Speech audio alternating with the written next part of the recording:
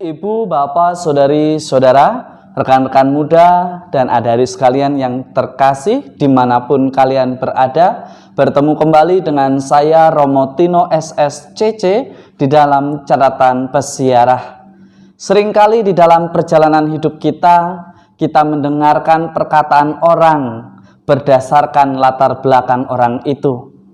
Tetapi kita diingatkan hari ini bahwa kita tidak boleh menerima kebenaran jika tidak memiliki kasih, dan kita tidak boleh menerima kasih jika tidak memiliki sebuah kebenaran.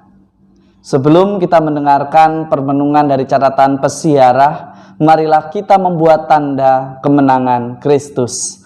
Dalam nama Bapa dan Putera dan Roh Kudus. Amin.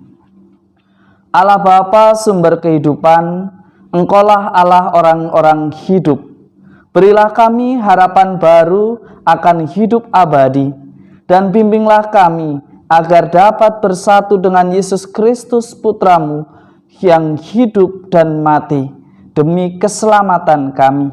Buatlah kami senantiasa mengandalkan Engkau dan percaya kepada Engkau bahwa hanya dalam penyelenggaraan-Mu lah semuanya indah pada waktunya. Demi Kristus Tuhan dan pengantara kami. Amin. Ibu, bapak, saudari, saudara, rekan-rekan muda, dan adik-adik sekalian yang terkasih, hari ini kita diingatkan oleh Rasul Paulus dalam suratnya yang pertama kepada jemaat di Tesalonika.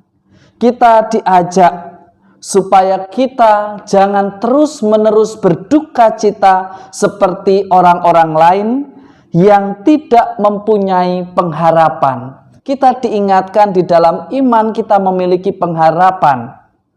Kita tahu bahwa Tuhan kita Yesus Kristus menderita, sengsara, wafat, dan bangkit. Jangan kita berlarut-larut di dalam penderitaan, di dalam duka cita yang mendalam hanya karena ditinggal oleh orang yang menjadi andalan kita, oleh orang yang kita cintai. Tentu kita bersedih ditinggalkan orang yang kita cintai. Tetapi jangan biarkan duka cita itu merajai dan membuat kita tidak mau memaknai sisa dari perjalanan hidup kita. Kita diingatkan bahwa mereka yang meninggal dalam nama Tuhan akan bangkit sebagaimana Tuhan kita Yesus Kristus bangkit dan mengalahkan maut. Kita diajak bahwa di dalam beriman jangan kita setengah-setengah. Jangan biarkan apa yang kita alami menjadikan kita malas, menjadikan kita tidak mau berjuang, menjadikan kita putus asa. Padahal Tuhan memberikan tantangan tidak akan pernah melebihi kemampuan anak-anaknya. Seringkali ketika kita kehilangan idola, kita menganggap bahwa perkataan orang lain selalu salah. Yang benar adalah idolanya.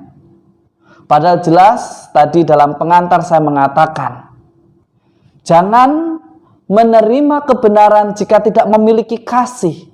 Dan jangan menerima kasih jika tidak memiliki kebenaran. Artinya bagaimana?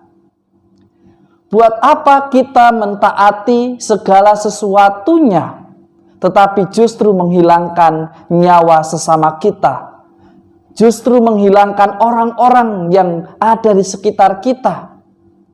Tetapi juga bagaimana kita mengatakan kasih kalau kita membenarkan apa yang salah. Hari ini kita diajak untuk bertindak bijaksana. Kita mengasihi dan mencintai sesama kita bukan karena kasihan, tetapi karena kebenaran yang ada bahwa orang ini patut dan layak untuk kita cintai, untuk kita sayangi. Seringkali di dalam persiaran hidup kita salah menilai seseorang melihat dari mana dia berasal, dari mana dia dilahirkan, keluarganya seperti apa. Padahal kebenaran yang demikian seringkali tidak memiliki kasih, karena cinta hanya diukur dari harta. Tetapi juga kita diajak untuk melihat kasih yang memiliki kebenaran, Kalau hanya kasih yang semu, yang hanya diungkapkan di dalam kata-kata tanpa ada kebenaran di dalam tindakan nyata dari wujud kasih itu, maka semuanya akan menjadi sia-sia. Seringkali kita melihat orang-orang yang menegur kita dari latar belakangnya. Bahkan kita mendengarkan, seringkali kita melihat statusnya apa ini.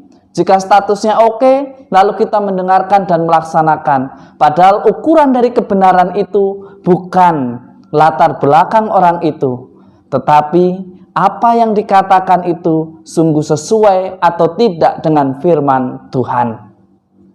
Di dalam Injil hari ini, kita tahu jelas ditegaskan oleh Lukas bahwa Yesus diutus menyampaikan kabar baik kepada orang-orang miskin. Tiada nabi yang dihargai di tempat asalnya. Itulah faktanya. Seringkali kita masih melihat orang yang menasihati kita jatuh pada latar belakang. Kita jatuh pada apa yang nampak di mata kita. Seringkali kita tidak mendengarkan kata-katanya. Seringkali kita tidak mendengarkan nasihatnya. Tuhan begitu mengasihi. Tuhan senantiasa membuka tangannya menunggu pertobatan kita. Beranikah kita untuk mengikuti apa yang menjadi kehendak Tuhan, yang menyapa kita, yang mengevaluasi kita, mengkritik kita melalui sesama kita? Jangan takut untuk hidup di dalam kasih yang memiliki kebenaran. Dengan demikian, kita akan hidup di dalam sukacita. Semoga berkat Tuhan senantiasa memberkati dan melindungi kita semua dalam nama Bapa dan Putera dan Roh Kudus. Amin. Ibu, bapak, saudari-saudara, rekan-rekan muda dan adik-adik sekalian yang terkasih, seringkali kita merasa kecewa, sedih di dalam beriman, karena seringkali kita hanya memilih apa yang kita imani berdasarkan kata nyaman. Padahal jelas kasih akan menjadi sia-sia jika tidak memiliki sebuah kebenaran. Dan kebenaran akan nampak kosong jika tidak ada keikhlasan kasih itu. Beranilah untuk hidup di dalam kejujuran dan kebenaran. Karena ketika kita setia dalam perkara kecil tetapi dengan cinta yang besar, disitulah kebenaran yang sejati yang membawa sukacita hadir di dalam kehidupan kita. Selamat beraktivitas, Tuhan memberkati. Amin.